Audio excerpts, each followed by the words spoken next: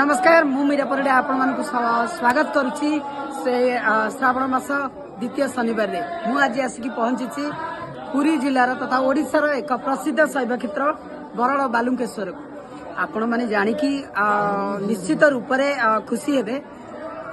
ए प्रभुंकर एते महात्मा एठी आपण जदि कौन भी दुख कष्ट पड़ी सांगे सांगे प्रभु को डाकिदेले प्रभु डाक शुणती।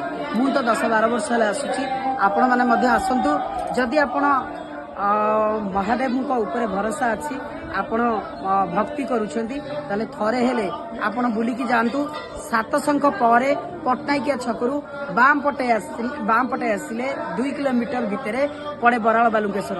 एठार परिवेश बहुत सुंदर। ए शैवपीठ ओडिशार एक प्रसिद्ध शैवपीठ आपण मानकु निश्चित भल लागिबो। आपण माने आसंतु मु मध्ये एठिकी आसुची। नमस्कार।